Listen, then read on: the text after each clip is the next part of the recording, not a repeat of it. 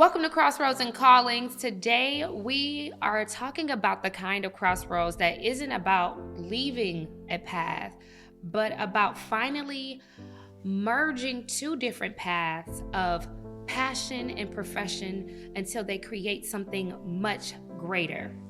My guest today, Mickey Bryant, is a powerhouse whose career arc is defined by her ability to see connection where others see separation. Mickey spent decades mastering instructional design, so we'll talk about what that is. And then from there, she converted her deep passion for the craft brew industry that led to her first major calling of founding Black and Brew Chicago, which is a nonprofit dedicated to driving diversity and education in the craft brew industry. Building on that foundation is even more because she does a lot of things. Building on that foundation, she was able to blend the foundation of community, education, and opportunity. And she recently established herself as the chief AI strategist at BAB AI Solutions, LLC, which helps organizations leverage technology to amplify human potential. And she's also been using AI to create merchandise. We have the shirts that we have on. So I'm looking forward to having a conversation with Mickey about merging both purpose, passion, profession to equate profit. Welcome to the show, Mickey. Thank you. Thank you for having me, Chimere. That was a long bio, I know. Thank you. Thank you. So I was like, I hope I covered all the important parts. You did. No, you did. Yeah. Well, Crossroads and Callings starts now.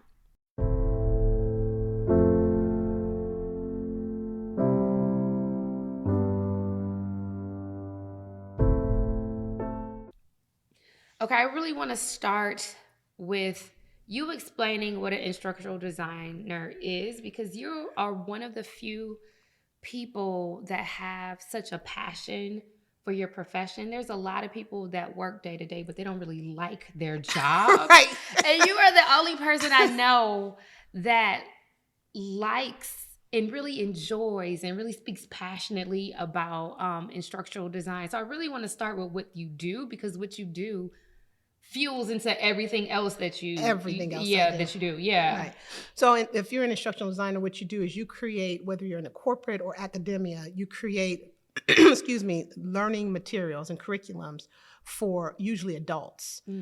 You can be an instructional designer at more of a grammar level, but I've always worked in the corporate.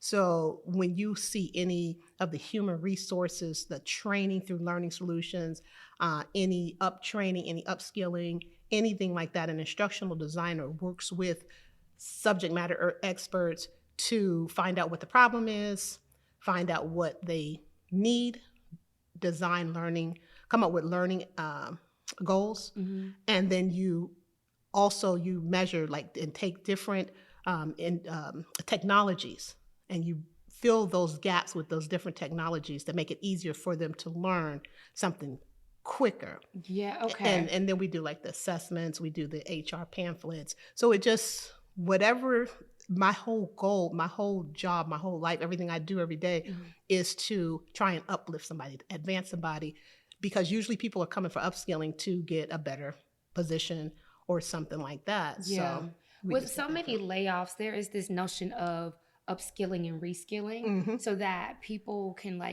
diversify really their brand in their educational portfolio. For those people that may be experiencing layoff, what is the process to upskill or reskill so that they're more marketable? What I would advise now is to take at least 15 to 20 minutes a day. You can get inundated with AI, but I would say maybe choose a couple that you're comfortable with, because there's such a range. Just like any profession, you can be in one business and it's 1,200 different departments. But to leverage and make yourself a little bit more marketable at this point, you're going to have to understand how to use AI in your daily living, whether it is to help with automation as far as doing the emails, or if it's to help with having custom digital AI assistants, just to learn some facets, some part of AI, because that is going to be that needed skill moving forward. Yeah. And it's also going to be a space where you can actually start your own businesses much easier. Yeah, we'll talk about how you started your own businesses, but just to like close the loop on that, I'm a Black techie, as you know. I've been in tech for 13 years, and then you were able to upskill and learn AI yourself. But there are a lot of people, especially those that are more senior in their professions, that have a fear of AI. I hear it all the time. Yeah. As someone with an instructional design background, how do you help others circumvent that fear? Well, one thing I do is I offer workshops because that fear is there, right? But you have to look at AI as your friend, as your marketer. So say you just now said, hey, I'm a tech person. You can literally use AI to do the analysis of the job market. What skills do I have that I can start my own business? How do I do that? You talk to AI just like you're talking to a person, but you're going to ask them specifically. That's where prompting comes in. And you make sure that you're doing the proper prompts and you're asking them, I'm a person in tech. This is what I want to do. These are the skills that I have. Can you give me maybe the top 10% like jobs or new businesses that are being founded around this? AI will do the analysis and the research for you. Yeah. So use AI right now to do the analysis and find out what the market looks like versus you going to another job. Maybe this is your redirection to start your own business, which kind of what you're doing. You know what I mean? But use AI to get you to where you want to go. Let's talk about that, because you were able to first become a very established instructional designer. And then from there, I remember when we first met, I've known Mickey for about a little over 10 years, probably more than 10 years at this point. She had this passion for craft beer, excuse me. She had a passion for craft beer. I am not a beer drinker. But from her passion, she was able to get me to try new things. And I feel like convincing your friends to try craft beer was somewhat of the foundation for Black and Brew Chicago. But could you help us build a connection between being an instructional designer and then establishing Black and Brew? Yeah. Okay, so what happened? First, I have to just go back to how I got into. So I've been drinking beer all my life, right? Yeah. We started off with Old English. We went down there, Mickey's, all this good stuff, But I got into craft beer. I'm not going to get into that long story. Maybe in 2002, I was introduced to it. So it's not like I ever went out and said, "Oh, I want to learn how to drink craft beer." It just happened because one of my friend's husband happened to be a marketing director in a company, and I started going to events with them. So my palate slowly changed. Here, coming back to the Midwest, maybe a few years being here, maybe 2010, then this huge craft beer boom comes, and everybody thinks they're, doing beer. You find in breweries all over the place when there's maybe one or two. So you have all these breweries, and coming from Houston, I had been the only Black person for the most part in the breweries, but I didn't pay attention to it because I was never treated poorly. So nothing ever clicked. So when we were in a professional group, a couple people, when we would go out to, like the Bears games and different things at the taverns, people would see me asking these people about certain beer. And a couple of people asked, can they come with me to breweries? And so I said, okay, we did that. And one of the employees, and I'm, of course, not going to name the place, one of the employees took a picture of us and posted, "This is what diversity looks like." And what did they mean by that? And were you offended because they took a picture without your permission? Right. Well, she did ask me, could she take the picture? But I'm thinking she's taking a picture for the brewery, because a lot of times they do that to take a picture to just show different events and different people doing tours and breweries. Yeah, absolutely. That's what I thought. Where was this posted? It was posted on her personal account, but the brewery itself was like, all the people up under it. And then I just, being me, I said, absolutely not. This is what a few Black people in your brewery looks like. If we want to talk about diversity, then we can talk about diversity and I have a conversation about that. So she used you to kind of highlight diversity, quote unquote, Right. but it wasn't diversity. It was just you Right. and a couple people hanging out at a brewery. Right. How did you scale that back? So I ended up going, at that time, there were a lot of different craft brew festivals. And this one guy came up to me and he said, hey, they were looking at my sweatshirt. He was like, talk to me. I want to get some diversity in my brewery. So I went to him and that's where my instructional design was implemented. I put that into it. And I created a learning experience. So if you notice, when you all go to breweries, when you all used to go to breweries with me, it wasn't us just going and drinking beer. It was us having the brewer explain to us what it was. Right, the process. The process. Then we get out and we have someone do the entire tasting. And then later on, as Black and Brew grew, then we also started getting more into just like different opportunities, because craft beer is a business, right? And so it's just like any other business. And we started educating on that business, but it was because I did the process of what I would do, analysis, and then go into creating a learning experience for the learners to come in here. So you could kind of see yourself there. Yeah. You could kind of see yourself being able to work within the industry, or something like that. So we made it way more robust. We started incorporating we started even incorporating the community gardens and just how it's attached and how it connects to community.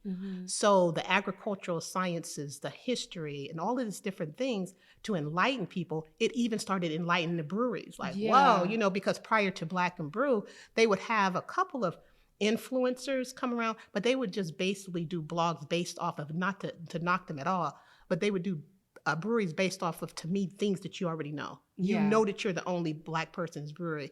But a person like me is, if I know that I'm the only person in this brewery, and I know that I want to see some change because this is a whole wide industry for people, what can I do to make people comfortable to come in here and see the opportunities within this industry? So you used your instructional design to begin to build craft beer experiences with the breweries to encourage a diverse group of people, really starting with your network, which was primarily like Black people, to learn about an industry that is primarily what, male dominated? It is primarily white male dominated. It's primarily white male dominated, but that was the importance. And even when I wrote the course, that was the importance of me doing the education piece, because even though in America and around the country and around the world, the optic is white male dominated. Yes. But it is a royalty, and Black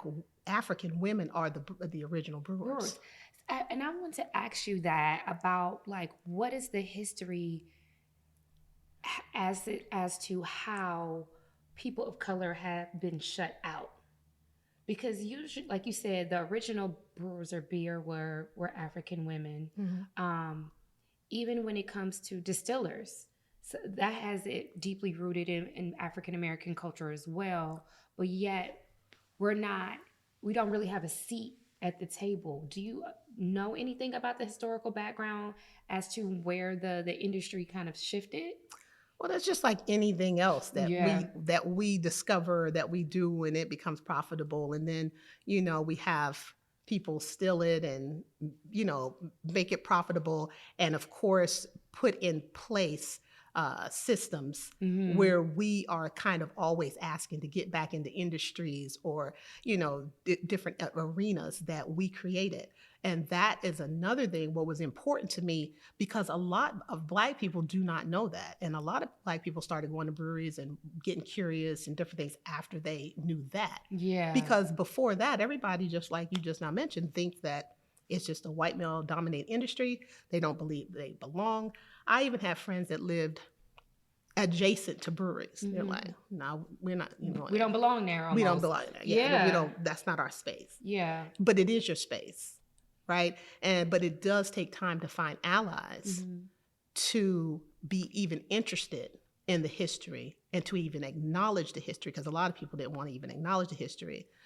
to even agree to like robust education when it comes to Black and Brew. Like Black and Brew was the first people that brought in books. Yeah, You know? we're going to talk about books because, like I said, Mickey did a good job of combining both her passion, which was craft beer, and then her instructional design.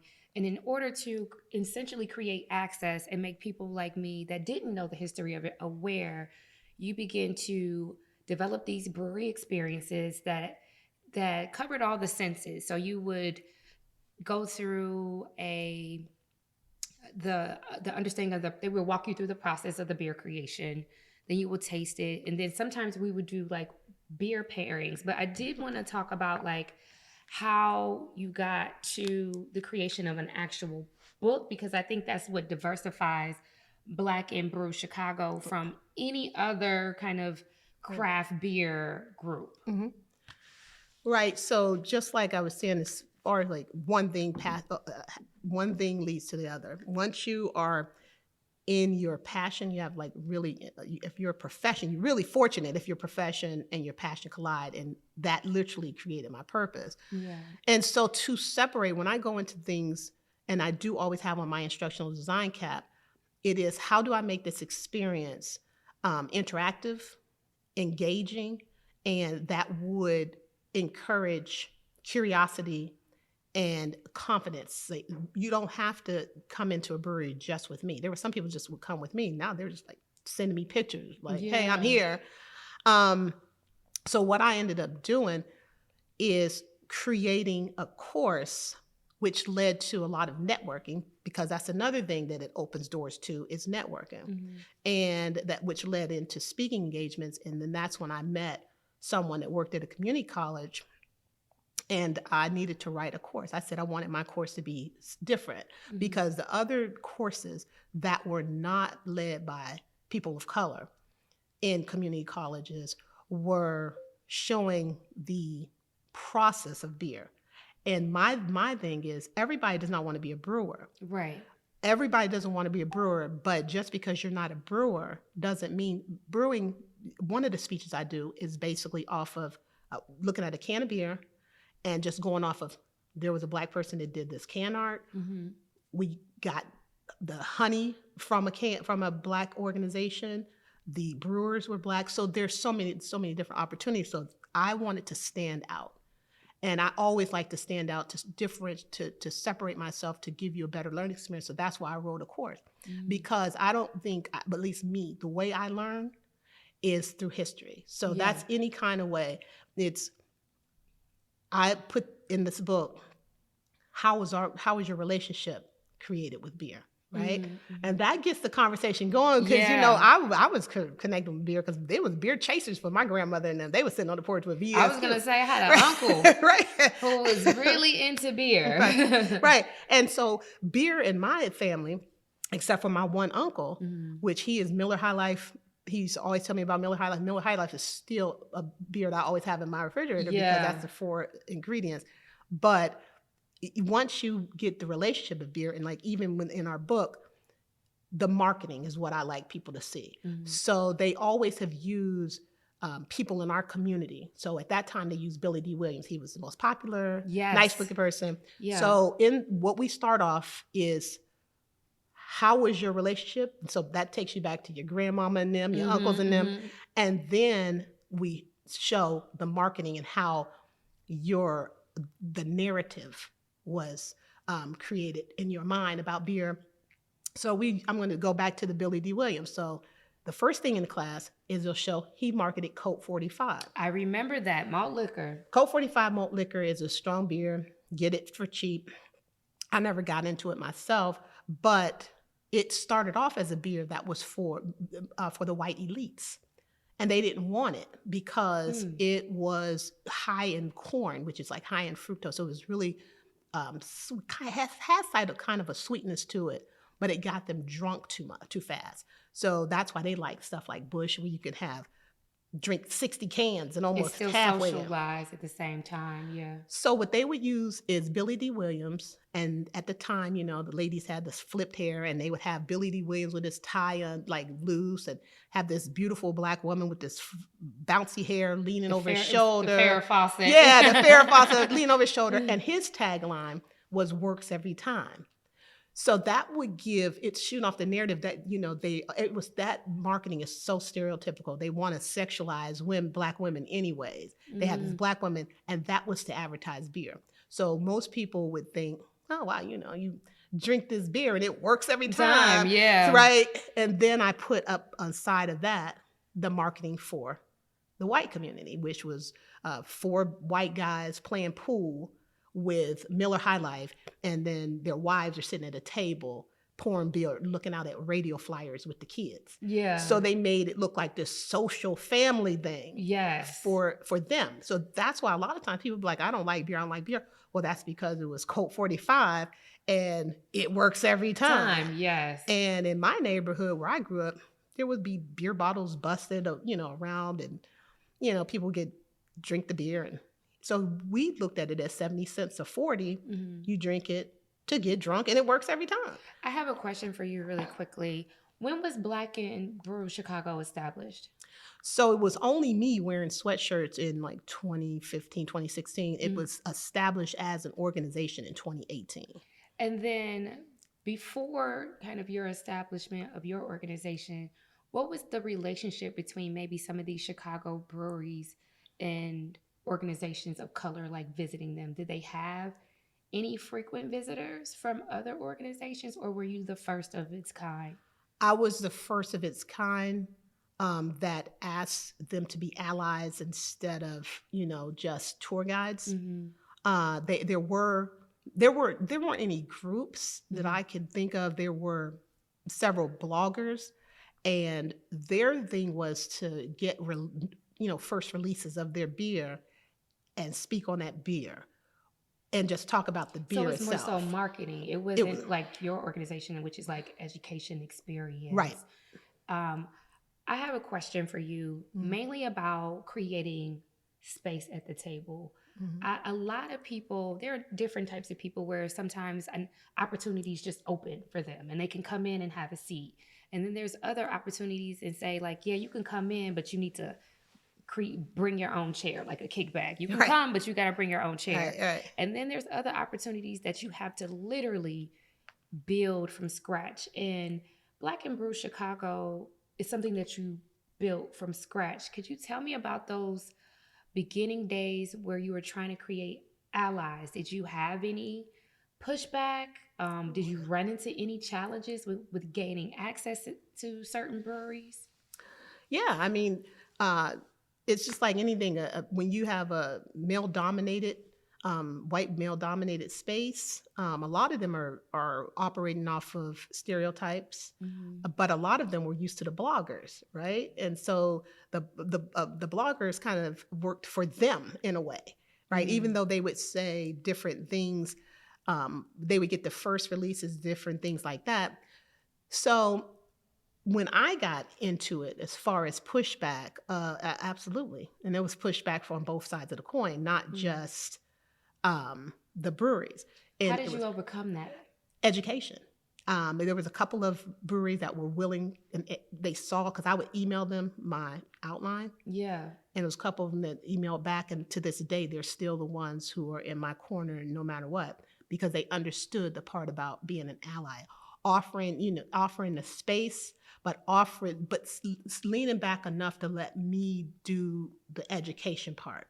And also offering their work. And then I had a few breweries that wanted me there, but their thing was they still were not educated enough. They still were thinking like, I've heard things like you people, I've heard some horrible things. I've had people go to the meetings, like we'd go to a meeting and they would send their black waiter to speak to me. I'm like, no, I would like to speak to the decision maker. Yes. Like I'm the whole decision maker of an Yeah. organization. No, I appreciate you being Black and all, but you got to keep on texting this person.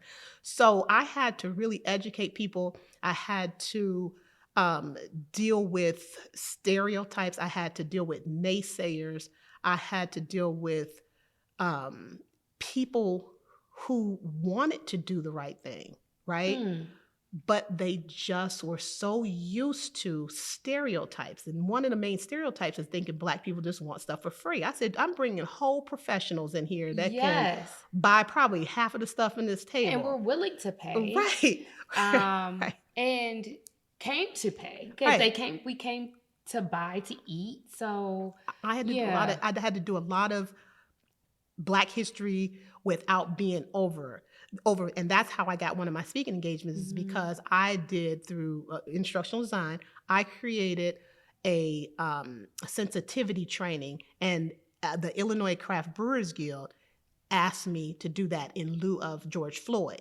So I was able to get hundreds of brewers on a call and do this sensitivity training where I basically put them in our shoes. And I would show them emails, because I like to kill myths too, because they always say, well, this is a woman. Yes. And I did exercises. And you need data points too, because people, you can tell people your experience all the time, but until you have something concrete, they don't really buy into it. So you said you had real life emails and like almost like a case study then. It was a case study, and I would give them, I would have some smiley faces and have some down faces, and I would have the people, after they got done doing it, this is the aha moment, I would tell them, who do you think those emails came from, right? Male or female? Always. The nice ones, always us male.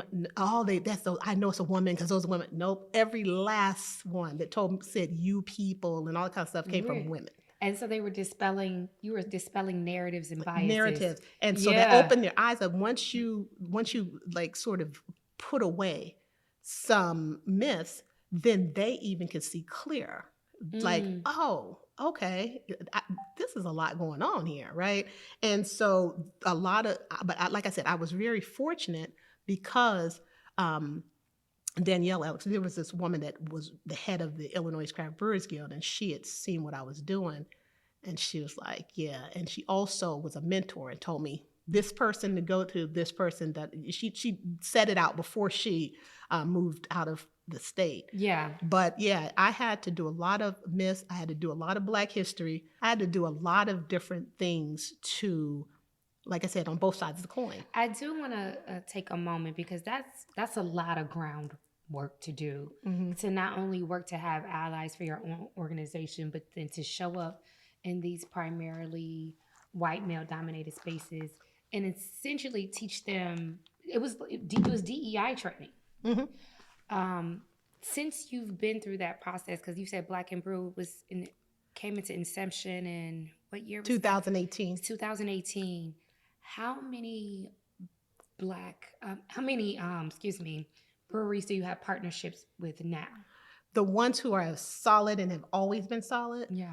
Do I say them or just no? How many? It's just a number. So it's 6 of them. That's completely. If they ever need anything from Black and Brew, if we ever want to do any collaborations, it is hands down. And they're the ones that have led me to do community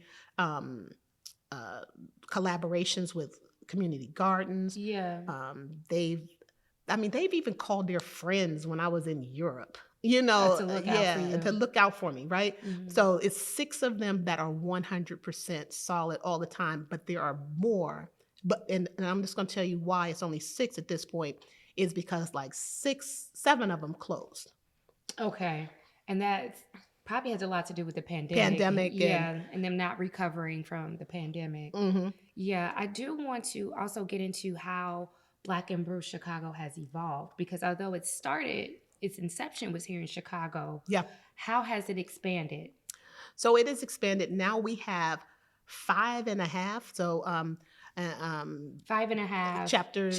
We have chapters throughout the Midwest and East Coast. We have Black and Brew Cleveland. It's run by my cousin and her husband. Black and Brew Delaware, Black and Brew Youngstown, Black and Brew Indy, and Black and Brew, of course, Chicago. Right now, we are finally got the paperwork that cleared, and we're going to be launching Black and Brew Columbus. That's a lot. So congratulations to Thank you, you. because it definitely took on a life Of its own. of its own, that you Yep. have all these chapters. And then because you have a foundation in education, you're able to be consistent with your brand and what you represent. Mm-hmm. What is the link to AI? Because you have your instructional design. Let me just, like, we're going to walk through this. You had your instructional design. You had a passion for craft beer. You developed Black and Brew Chicago. Now you have like almost 6 different chapters now. Mm-hmm. You were able to establish essentially craft brew education from that. Yeah, I wrote a course for course Chicago, for what community school? Chicago Community College. Chicago Community College. And then the City colleges. City colleges, yeah, because there's a difference. There is a difference, right? And they'll let you know, right? That's what I thought, because I've been corrected plenty of times. There is a difference, and they will let you know.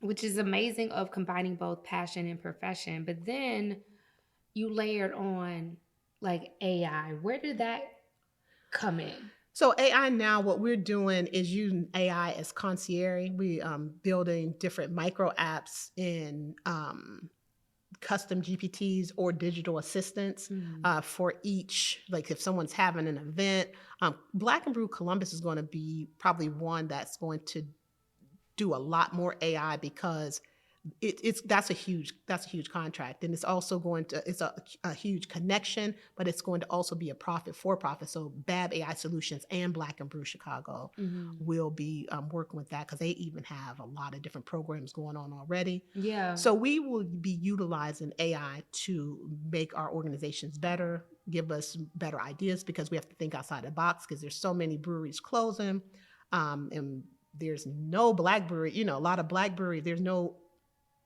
brick and mortar here in Chicago. Yes, I realized that. Yeah. We have to do a lot, especially since after pandemic, a lot of the economy, we have to do a lot of stuff. So we have to rely a lot on AI, and what we were discussing with AI is using AI more as our business assistants, our analysts, to see what the needs is, do our needs analysis for us, do our reporting, and different things that we just wouldn't be able to now try and find funding, since they're taking so much funding away. We have to think of ways to use AI to fill those gaps. So. Because the industry is changing so much, and like I said, you are one of the few people that have been able to intersect profession, passion, and just your desire to learn. Oh yeah. For someone that doesn't know how to merge the two, what is the first step they can take to even begin to combine both career and passion? What I would say first is you have to like what you're doing, right? Okay. That's number fair. one. And if you don't like what you're doing, but right now that's just where you are, you have to understand how to regulate your emotions, how to really pay attention to the present, to appreciate whatever's before you. And then maybe analyze what you do. You might not like it, but it might be a nice skill that you can actually transfer into a project with AI. That's why I say use AI, and you talk to AI in a prompt. I could send you prompts and different things like that, but say, hey, this is what I do right now. This is what I want to do. This is the skill that I have. And, I'll show you how to do like the marketing. Say, hey, tell me, what can I do with these skills? I think that's brilliant, because especially people going through career changes, and you're trying to figure out what to do next. Yeah. Even considering AI, or even putting your resume into like a Gemini or ChatGPT. This is what I've been doing. What are some things that I can do next? Or what are some professions I can actually use these skills in, and kind of develop a path that way? I think that's a brilliant way to have AI work for you. But you spoke about something about regulating your nervous system, because you do a lot. You have your hands in a lot.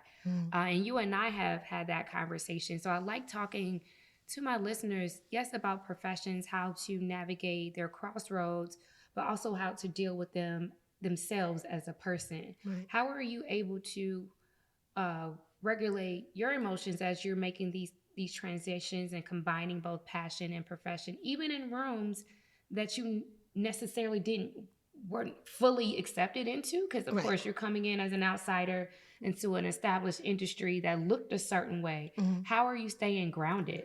Oh yeah, well, for sure. I'm definitely into my form of meditation, and I'm to me, and I always talk to you about this. Regulating your emotions start with just unpacking just generational toxic behaviors. The way you think, uh, it'll say the energy that the energy goes. Your life goes where your energy flows. Where your energy flows, where your life goes. Mm-hmm. And whatever you put your energy into, that is what's going to happen to your life, right? So years ago, I got into um, studying how to regulate my nervous system and and I get into the neuroscience of it. So I really think about my brain and how I know how to train my brain to, because I'm normal. Like Yeah. I'm going to be like, what? And you've seen it. And so, I focus on regulating my nervous system. I read about it. I practice it. And I have gotten so good over the years, right? Because I've gotten rid of what's not serving me. Yeah. And it's easy to get rid of what's not serving you. And one time we were doing a practice like 22 years ago. One of my friends said, you're going to have to stop giving people, places, and things excuses to treat you poorly. Once you get past that, no matter who they are, right? What does she mean about that? Giving them excuses to treat you poorly. Right. So if somebody stands you up, or if somebody doesn't come through on something that you really needed them to do, or if somebody, like if I say, hey, Chimere, I have this idea about Black and Brew Chicago, and you'd be like, you know what, that ain't gonna work. And I would say stuff like, well, I mean, that's just the way they talk. They negative, whatever. You don't have. He was like, you don't have to be around that. Yeah. That is not a person who wants to see you excel. And he was much older than me, so I had to grow into what he was saying. Yeah. I had to study more and go into what he was saying. But once I started doing that, whether it was, because the universe will keep on serving you that same ball until you get it, because they're not going to trust you to open that door of opportunity, that door of abundance, that door of anything, because if you bring it along the same package. Yes. And when he used to tell me that kind of stuff, I'm like, what? And when I started really studying it and started paying way more attention to my nervous system, reading several books, and I love this one author that's about neuroscience, right? And what's the author? Dr. James Doty. And the book is Mind Magic, and he has The Magic Shop. Okay. And Resma Menakem has one too that's about racialized trauma, but he talks about the nervous system. So even though I was studying the nervous system, those two books. And then it's a one woman named Valera Wilson, and she writes, You're Absolutely Worth It. And what she does is she makes you interview the people in your life, and you'll start seeing like, oh wait, you're one of the people that should be here. It made you start putting people out. Right. Here's the door.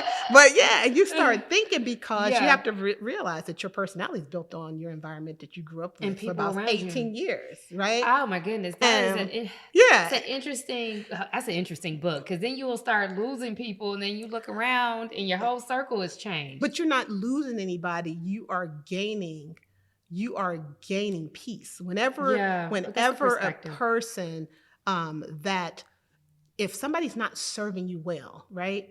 I can talk to you and we can have conversations, but have you gotten to the point where you can respectfully, not just to me, but respectfully communicate and respond to yourself? See, because if you can't respectfully communicate and respond to yourself, you're not going to respectfully communicate and respond to me. Yes, that's true. It depends on how people respond to you, lets you know how much they really care. Because if somebody gets combative because you're telling me, hey, you made me feel this way, and this is how I felt. And well, you just have to get over it because that person needs to be the one that's going out the door. And as soon as you get to that point where, and I already was a person like I have zero, like my patience is so, but to understand why you're doing something. When you're doing things and you're not mad, when you're doing it because it is elevating you, then it's easy to do. You just you can feel it. Did you go through this kind of like healing process at the same time that you were going through Black and Brew? Once you start releasing people that didn't serve you and didn't stop allowing people to treat you poorly, is that when the opportunities came and the blessings came? Black and Brew is a product of me being able to know who I am, know my worth, regulate my body. Yeah. And so Black and Brew and anything else I do is a product of me allowing space for the good things and the good people. And like I said, once you get on that path and you can consciously feel the energy that you're going to allow to blow through your body, or the energy that you can automatically feel the energy that you can restrict and protect your body from. Yeah. Once you get in that space and you don't question it. See, sometimes you question it like, oh, they're drunk or they're whatever. Maybe I asked them at a bad time. Maybe they're having a bad day. Okay. So you start making excuses. That excuses for them to treat you poorly. That goes back to what one of my friends said. Okay. That goes back to what my buddy said, is that, you can say, oh, that person was drunk. And then I've always been a person to say, when somebody, another thing when people dismiss it, if you tell me, oh, this person treated me poorly or something like that, I'd be like, nah, Chimere, I am dismissing. I am telling you right then and there, I don't care how you feel because they treat me well, right? Yes. And then I just be like, what's your experience? Because I had to tell somebody this, that's not my experience with that person. And you standing here, trying to convince me that this person is something other than I'm telling you, is lead me to believe that you don't believe me, which I really don't care. But at the same time, it shows me, people will show you, people will respond to you respectfully, and they will communicate with you respectfully when you come to them with something really important. That's a lot to unpack, because I think, especially, and I like how you always talk to me about regulating your nervous system, because when you're in a place of peace and a place of calm, you're able to focus. You're able to do what you did and enjoy your career. And then you open up space to do other things, right? Which created a trajectory, from Black and Brew to AI, and now you creating space and more opportunity to do more speaking. But there is a shedding process. It is, and that's painful. It can be if you're looking at it. If you're not at peace with what you're doing, then it's painful. I was very well at peace, because once you get the taste of how it feels to be able to regulate your emotions, to have that self-awareness that's so high up there that that you're offering the best version of yourself to your friends, to your partners, to whatever. When you are that comfortable, you kind of grieve a little bit the loss.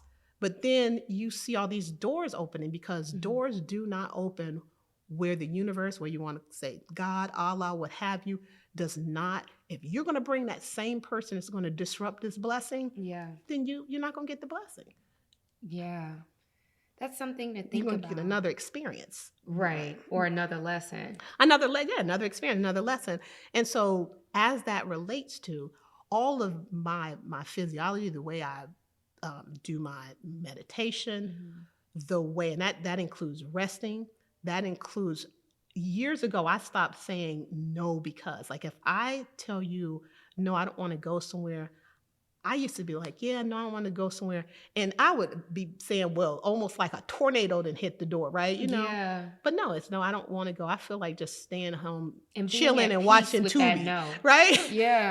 And also being honest, like, hey, I have this coming up or something like that. That goes back to people who really care about you, they will understand that. I used to have one friend, I don't care if I said I was half dead.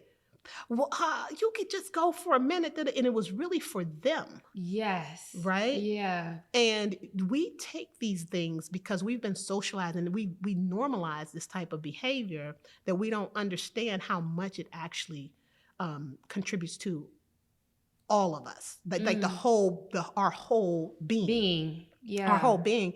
And when you have good people around you, when you have good food, good drinks around you, when you are at peace by yourself, and when you're doing things, even if you're just laying there, if you're growing on yourself, you travel, do whatever you like, you will see these doors open. And that's why I will always say that my physiology, the way I take care of my nervous system, the way I take care of my mind, gives birth to all of this, give birth to Black and Brew.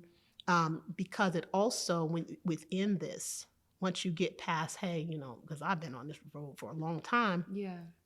Once you get past it, then you'll really start paying attention to all of the many things that are happening. And then I don't know if you read the book, The Alchemist, you will literally realize that everything that you ever needed in life, it was already in you. You just weren't ready for it. Yeah. What do you want people to learn from your journey? I want people to learn from my journey, at least from the way I look at things, is to get to a point where you're working so much on yourself and you're having a good time doing it, right? That when challenges come, they'll just be sort of like little mosquito bites, not train wrecks. But I do want people to understand that you are, and you don't have to find your purpose, because every last one of us are just vessels put on the face of this earth to be of service to other people. Yeah. And that means that every last one of us needs to start focusing, whether you do it already, on giving, learn teaching, and push and pulling.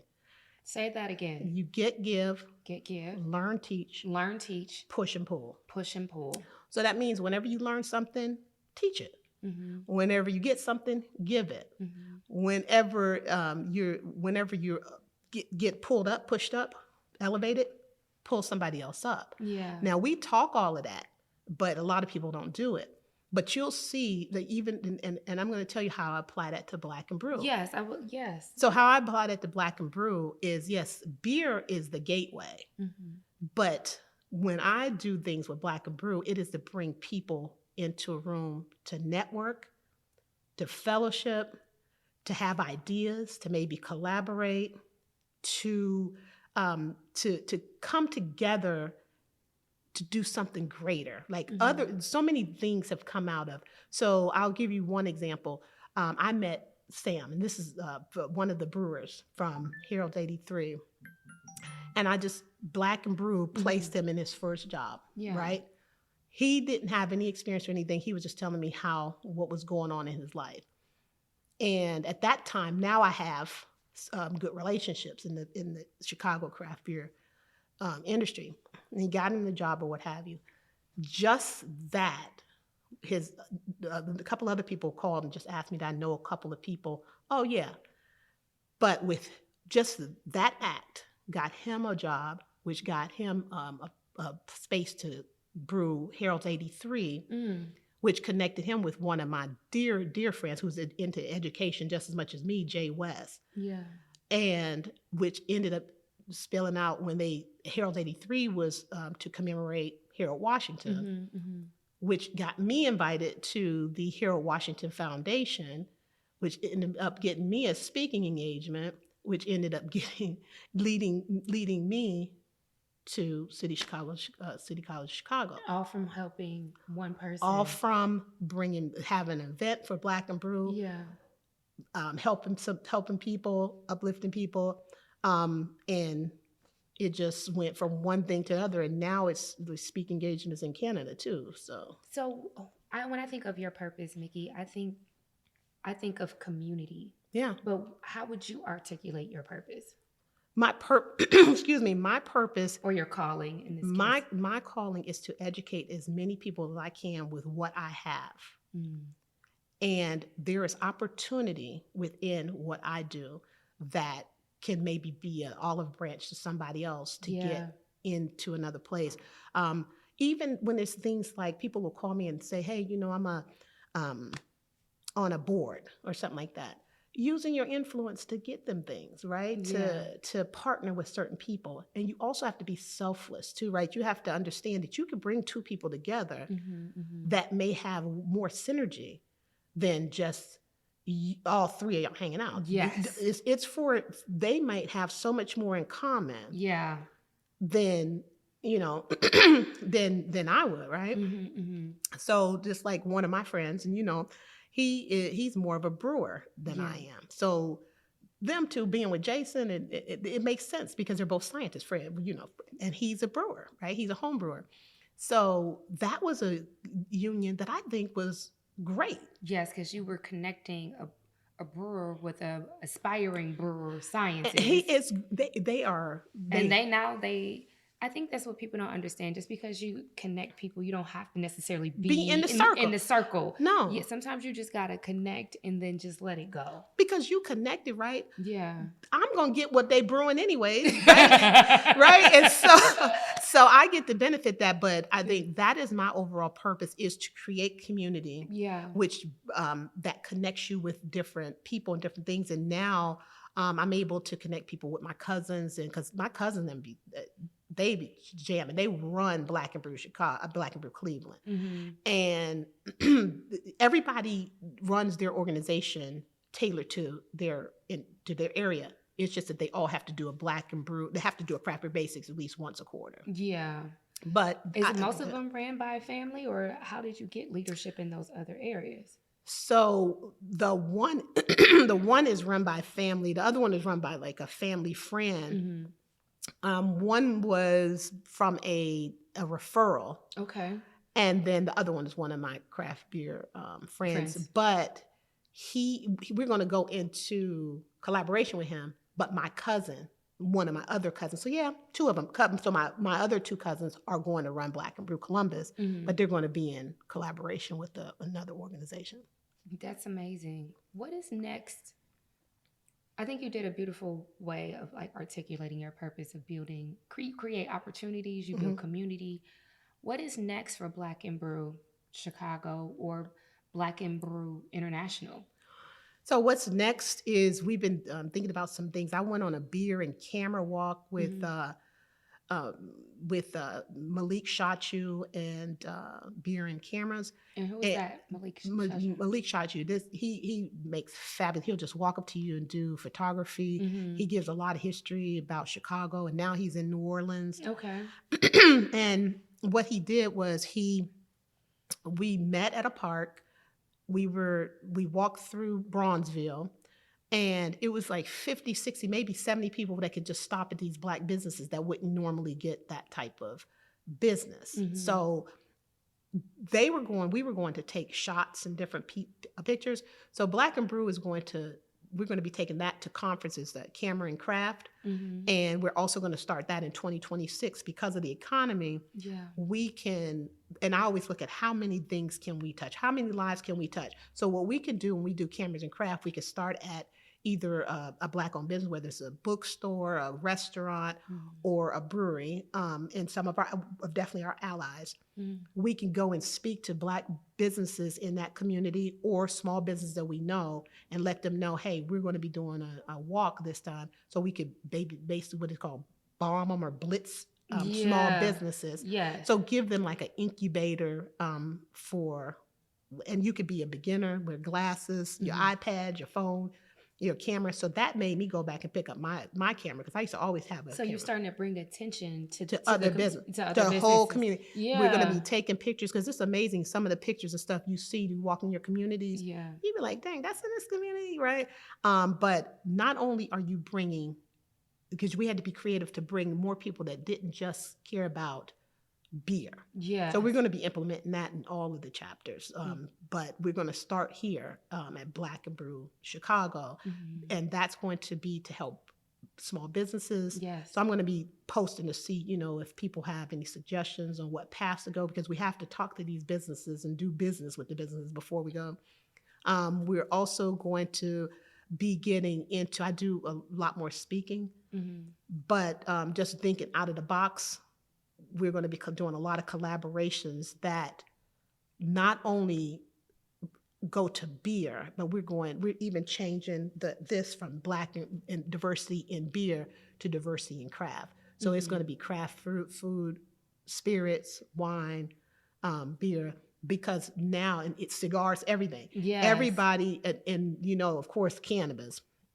But everybody has to come together because the economy is so bad. Yeah, so we need each other. We need each other, so we're going to be creating those type of partnerships, so that all of us, but we're also going to be bringing like-minded people together that can also build business or community and camaraderie without that. So we're thinking much more outside of the box. What is next for you as on a personal level? Because I feel like you have your hands in a lot of things professionally.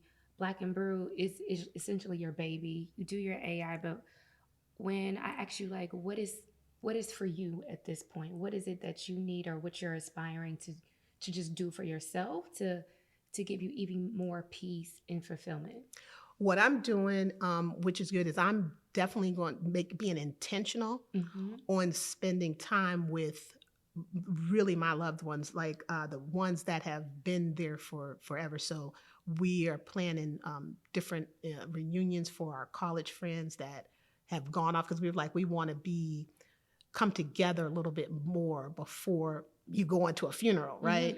So I'm going to be intentional on those relationships. Who knows? I don't know what kind of relationships will come out, but I think that everything happens the way it's supposed to happen. Yes, I agree. So one thing I'm going to do is definitely you can incorporate beer, and of course going to conferences, different things like that.